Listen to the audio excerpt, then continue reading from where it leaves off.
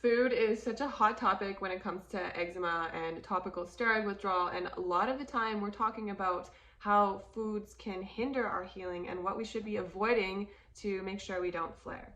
In this video, I'm actually going to flip that around and talk about 3 ways that we can use diet to support ourselves through topical steroid withdrawal and help our healing.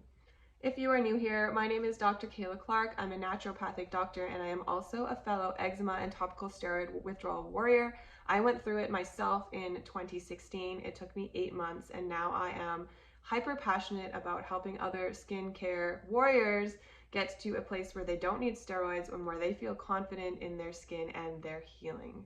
So like I said, in this video, I am going to tell you 3 ways that you can use diet to directly nourish your body and your healing. The first, I'm going to talk about regulating your blood sugars. The second, I'm going to talk about nourishing your cell membranes, the real brains behind the operation of our whole body. And then I'm going to talk about talking to your microbiome and your gut bacteria. So stay tuned, let's dive in. So our food and diet is obviously important because it nourishes our body, but it is also hugely important because it is a way that our nervous system and our body interfaces with our world and learns what's going on in the environment around us. So is there a lot of nutrients about? What kind of foods are we eating? Is there a lot of fats and meats available? Is it a dry season right now? Is there a lot of parasites and toxins and poisons around? These are all ways that what we eat actually talks to our body. Unfortunately, in our modern day, a lot of us eat a lot of inflammatory foods that are not good for us. A lot of us might be atopic and have things that are triggering our immune systems and our gut.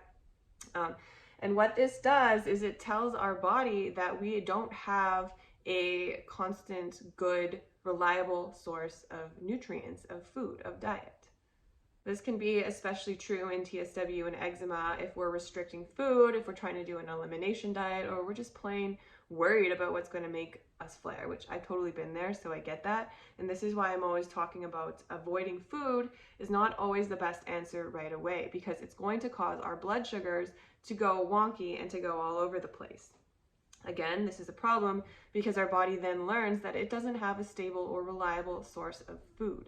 And so what this is going to do is make it go like, fine, I'm going to just make sure I always create and I always have our own stable, reliable source of food because I don't know if we're going to get it from the outside world.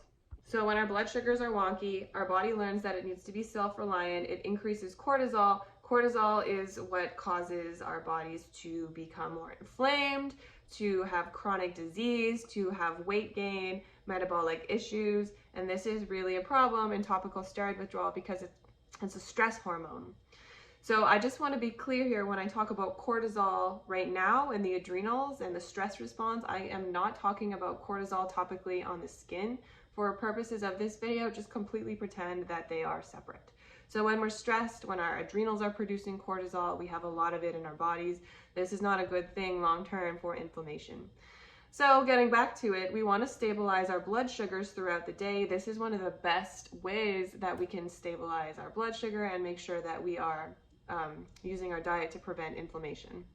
Some of the best ways that we can do that is, of course, avoiding inflammatory and high sugar foods that are going to spike our blood sugar really quickly and then cause it to drop really quickly. So again, anything refined, any white sugars, if you're chugging caffeine, also not a great thing to do.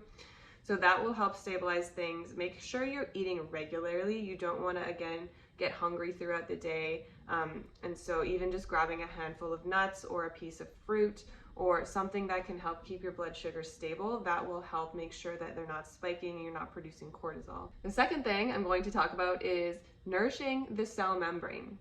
So first we talked about stabilizing blood sugars. Now we're talking about nourishing the cell membranes. And yes, I'm talking about the coverings and the skin of each individual cell. So in biology, we learned that this is a semi-permeable membrane that allows things to come in and out, but we're actually starting to realize how important this actually is. Again, our cell membranes are another interface between the environment and our bodies. Some scientists actually argue that our cell membranes are the brain, literally the brain behind how we exist in our world completely. So we want to support these. There are new studies suggesting that when the cell membrane gets triggered, or if it's picking up certain nutrients that are in your blood via the environment or certain triggers. It will change your physiology, and it can lead to chronic inflammation, chronic disease, solely based on not being supported, your cell membranes. And so we want to focus on supporting these. How we can do that is making sure we are eating a lot of healthy fats. So healthy fats go into supporting our skin in more ways than one. Yes, we're supporting our cell membranes. Healthy fats also play a huge role in decreasing the inflammatory response and the pain response. So there are multiple reasons that we want to be eating healthy fats. So things like, nuts and seeds, avocados, beans, phosphatidylcholine and phosphatidylserine, especially if we're trying to support the cell membrane. So this looks like a lot of grass-fed meat, fatty wild fish, grass pasture-raised eggs especially. So if you're vegan or vegetarian, we might want to talk to someone about supporting this in a different way. But these are all ways that we can use our diet to support our cell membranes. Kind of obscure, very important. And the third one is actually another way that we are using our environment to talk to our physiology. We're going to talk about the microbiome, supporting your gut bacteria, and again, talking about food. So we kind of already talked about that in step one when we talked about regulating the blood sugar. That was more about, eating enough fats and proteins. This is more about eating, I guess it's the same. We want to avoid sugars. Sugars that are in carbs and refined things will feed bad bacteria that can cause an overgrowth of yeast. 95% of our serotonin is also made by our gut bacteria. So this is directly playing a role in, yes, our inflammation, leaky gut, food sensitivities, but also our mental health and our well-being, which is already struggling during TSW.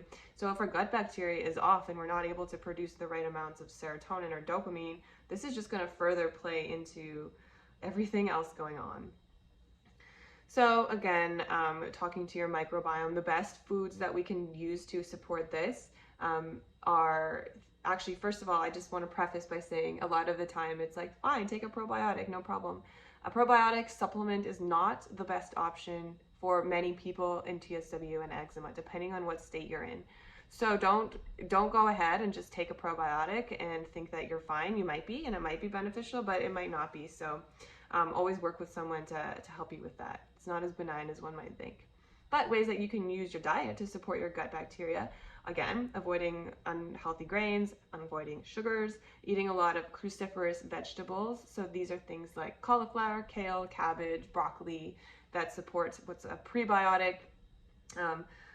I'll make another video on prebiotic and probiotic one day, but cruciferous veg, avoiding sugars, grains. Fermented foods can be helpful here, again, like kimchi, sauerkraut, kombucha, kefir, if you want to watch out for sugar levels, because some of these pre-made products can be high in sugar.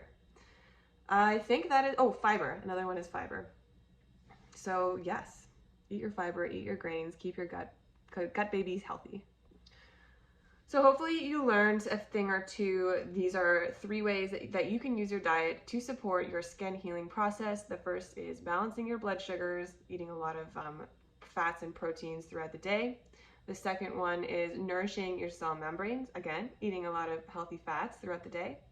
And the third is talking to your microbiome and supporting your gut bacteria. Sensing a theme here, the key is to avoid sugars and eat a lot of healthy foods throughout the day. Hope you have an amazing day. Hopefully this was helpful, and I will see you all soon.